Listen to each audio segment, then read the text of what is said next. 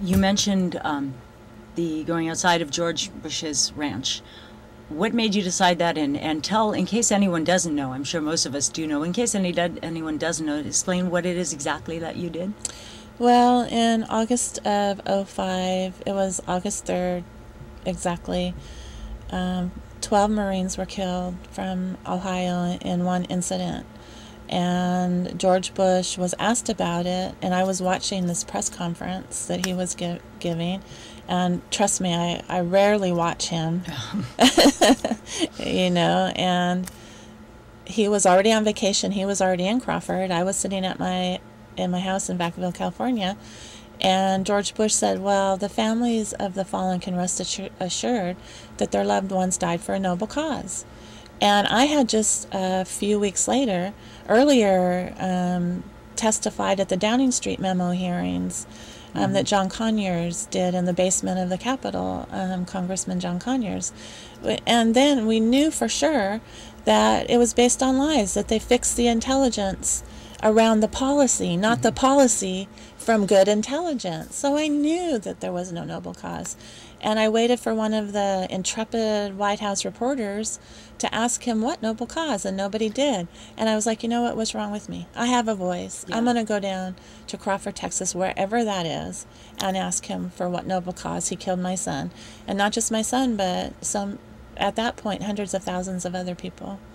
And you camped out in tents. You stayed 4 weeks. Was it approximately around? Around there, yeah. I got there on August 6th, and we left on August 31st. And he didn't speak with you? No. I have a bit of a blog that you had written while you were there, and I just want to quote a bit of it. George Bush took a 2-hour bike ride on Saturday. When he got back, he was asked how he could go for a 2-hour bike ride when he doesn't have time to meet with me.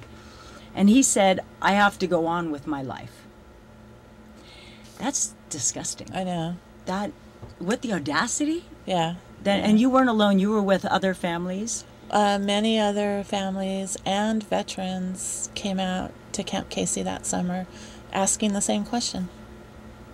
Yeah, and by the end of the summer, we had over 15,000 people come to Crawford to be with us, to be in solidarity, and then hundreds of thousands around the rest of the country.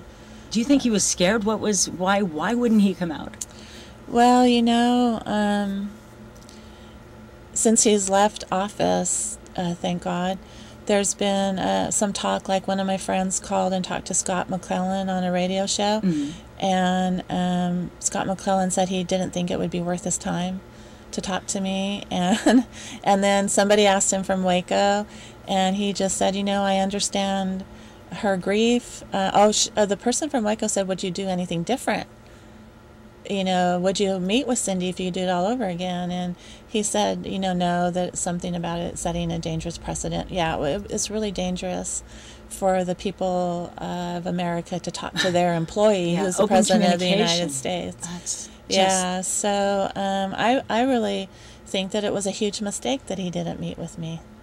If he had come out the first day and we had just talked, it would have been, a little bit of a media event, but I would have gone, because that's what I said. If he had come out any one of those days to meet with me, we would have packed up our tents and left. Yeah, the fact that he didn't just made it a bigger issue, now everyone knows. Now, I read somewhere that you may have purchased a piece of property around that area? I did. After the first summer, the Board of Supervisors of McClellan County, which Crawford is a part of, passed laws that you couldn't camp on the side of the road. So we got arrested many times trying to test that, and it actually was found to be a not valid law. A couple of our people were convicted of it, and their convictions were overturned. Okay. So, but then I bought 5 acres in town, not next to George Bush, but in town. I bet he loves that. I don't own it anymore. I sold it when I quit the peace movement to Bree Walker. She's a talk show hostess, a progressive talk show hostess. Yeah, so she bought it. She has it. She wants to make it into like a veterans retreat center, which was my vision for it before I sold it after George Bush left office, because he's moving to Dallas. Oh, really? Yeah. Look out, Dallas. Yeah. Oof. So So you have a war criminal moving into your neighborhood. yeah, that's right. Should be posted. How did the media treat you during that time while you were at the ranch? I mean, how were you portrayed in mainstream media? Well, first of all, it was like a novelty. So, but then I sensed a shift around week 2, where I think the people figured out that I meant everything that I said, and I wasn't going to go away, and that my message had a lot of credibility with the American people. And so they started to try and find every little thing that I had written, said, or whatever, or not, to kind of try and smear me. And I think a lot of times the corporate media, the mainstream media, is actively involved with the government. And we know that the media helped them sell the war. Yeah. And I was like calling people like Anderson Cooper, and I was saying, you should have done your job. You should have investigated what they were saying before we invaded. And so he came out to do a hit piece on me, and I was telling all the media that too. We all have a responsibility in what's going on. And the media, and I just realized this, and I had been very naive to all of this. After September 11th, I was working on my home, and I only had access to a radio in one of the rooms. I flipped on NPR, which I hadn't listened to before, and I heard stories. And then I came back and watched the news at night, and those stories weren't on the news.